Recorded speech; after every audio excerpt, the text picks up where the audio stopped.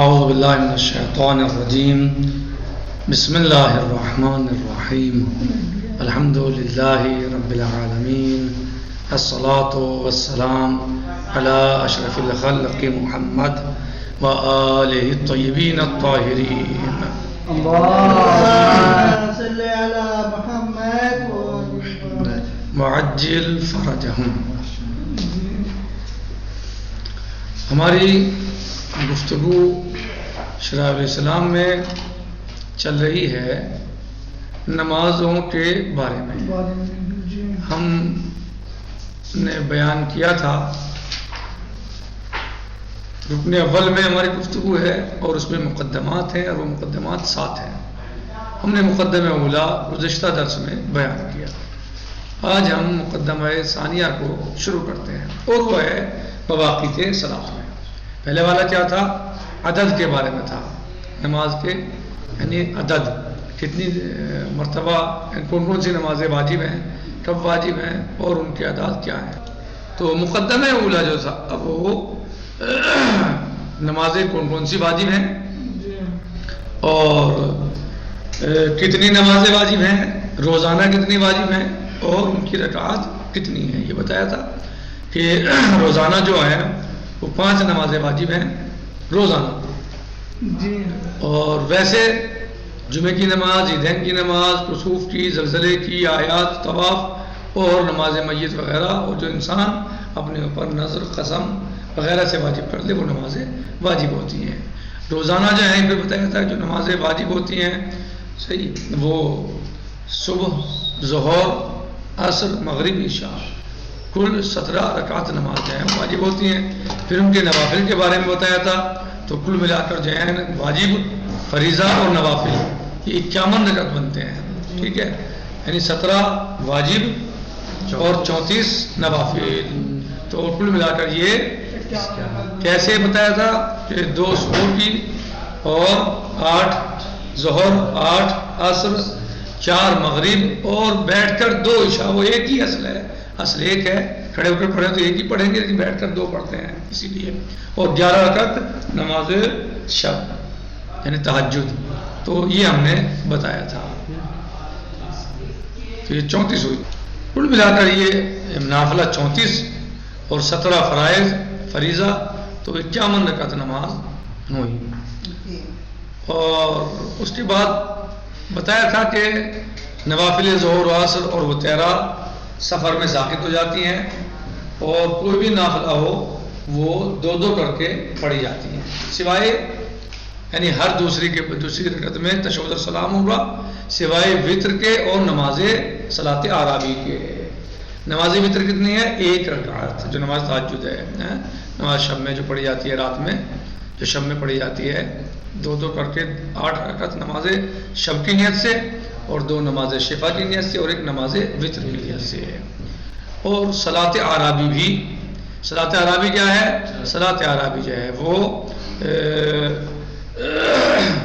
10 رکعت نماز ہوتی ہے، 2 رکعت شروع میں اور پھر 4 یعنی 4 کر کے پڑھی جائیں گی وہ، صحیح، جیسے ظہر اور عصر کی اور صبح کی 2 ہوتی ہیں، اس طرح پڑھی جائیں گی۔ اس کا وقت کب ہے؟ اس کا وقت ہے کہ جب دن چڑھ جائے اوپر، یعنی پھیل جائے، خوب دن پھیل جائے جمعہ کے دن، ٹھیک ہے، صحیح۔ اور مقدمہ ثانیہ جو ہے وہ نماز کے اوقات کے بارے میں ہے کہ اس کا وقت، کون سی نماز کا وقت کب ہوتا ہے۔ مثلا نماز ظہر کا وقت کب ہوتا ہے؟ زوال شمس سے لے کر غروب آفتاب تک، کب؟ زوال شمس سے یعنی زوال سے لے کر غروب آفتاب تک وقت ہے کس کا؟ ظہر اور عصر کا۔ لیکن جو شروع میں 4 رکعت کا وقت ہے وہ خاص ہے ظہر سے، اور جو آخر میں 4 رکعت کا وقت ہے وہ خاص ہے عصر سے، باقی جو بیچ کا وقت ہے وہ مشترک ہے، صحیح۔ اسی طریقے سے مثلا جو ہے رات، مغرب کا وقت کب ہے؟ مغرب کا وقت جو ہے وہ مثلا آدھی رات تک ہے، یعنی سورج کے غروب ہونے سے بعد سے لے کے اور آدھی رات تک۔ شروع کا وقت جو ہے وہ خاص ہے مغرب سے، اور ہمارے یہاں یہ یاد ہے یعنی غروب سے کوئی اشتباہ نہ کرے بلکہ کہ سورج غروب یعنی بلکہ جب سرخی یعنی زائل ہو جائے، غروب اس معنی میں ہے غروب یعنی جب دکھنا بند ہو جائے، بلکہ جب عمرہ مشرقیہ زائل ہو جائے اس وقت سے لے کر اور کب تک؟ آدھی رات تک۔ شروع کا جو وقت ہے وہ مغرب سے خاص ہے اور جو آخر کا ہے وہ عشاء سے خاص ہے۔ صبح کا وقت کب ہے؟ طلوع فجر سے لے کر فجر ثانی سے لے کر طلوع آفتاب تک۔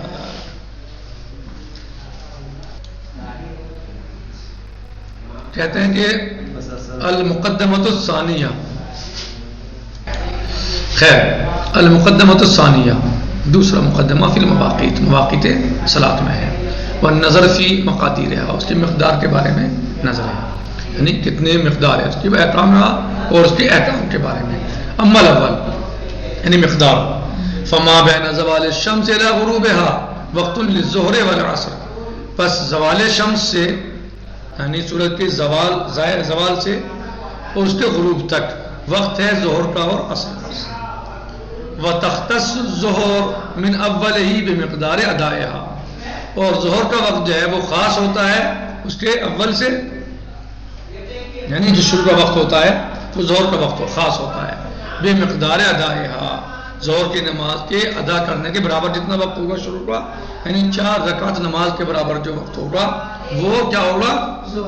ظہر سے خاص ہوگا۔ وَكَذَلِكَ الْعَصْرُ مِنْ آخِرِهِ، اور اسی طریقے سے عصر جو ہے وہ آخر سے خاص ہے، صحیح اس میں ظہر نہیں پڑ جائے گی، جب بالکل آخری وقت ہو تو عصر سے خاص ہے۔ وَمَا بَيْنَهُمَا مِنَ الْوَقْتِ مُشْتَرَكٌ، اور جو ان دونوں کے درمیان کا وقت ہے وہ کیا ہے؟ مشترک ہے۔ وَكَذَا إِذَا غَرَبَتِ الشَّمْسُ دَخَلَ وَقْتُ الْمَغْرِبِ، اور اسی طریقے سے اگر جو ہے وہ سورج غروب ہو جائے تو مغرب داخل ہو جائے گی، یعنی جب سورج غروب ہو جائے گا تو مغرب کا وقت شروع ہو جائے گا۔ وَتَخْتَصُّ مِنْ أَوَّلِهِ بِمِقْدَارِ 3 رَكَعَاتٍ، اور اس کا جو اول وقت ہے 3 رکعت کے برابر جو مقدار ہے اس کی وہ کس سے خاص ہے؟ مغرب سے خاص ہے۔ ثُمَّ تُشَارِكُهَا الْعِشَاءُ، پھر عشاء بھی شریک ہو جائے گی، نماز عشاء کا وقت بھی ہو جائے گا۔ حَتَّى يَنْتَصِفَ اللَّيْلُ، یہاں تک کہ رات آدھی ہو جائے، یعنی آدھی رات تک پھر مشترک وقت ہے، اور جو آخری وقت ہوگا وَتَخْتَصُّ الْعِشَاءُ مِنْ آخِرِ الْوَقْتِ بِمِقْدَارِ 4 رَكَعَاتٍ، اور خاص ہے عشاء کا وقت آخری وقت سے، کتنا آخری وقت کہ جو 4 رکعت کی مقدار کے برابر ہو۔ وَمَا بَيْنَ طُلُوعِ الْفَجْرِ الثَّانِي، اور کہہ رہے ہیں کہ طلوع فجر ثانی اور المستطیر فی الافق الی طلوع الشمس، اور فجر ثانی سے لے کر طلوع شمس تک یعنی طلوع آفتاب تک وقت للصبح، یہ صبح کا وقت ہے۔ وقال آخرون، اور بعض نے یعنی دوسروں نے کہا ہے ما بین الزوال حتی یسیر کل ذل شیء مثلہ، خیر اس کو انشاءاللہ ہم کل پڑھیں گے، وقت بھی تمام ہو۔ الحمدللہ رب العالمین، والسلام علیکم ورحمۃ اللہ وبرکاتہ، فی امان اللہ، خدا حافظ۔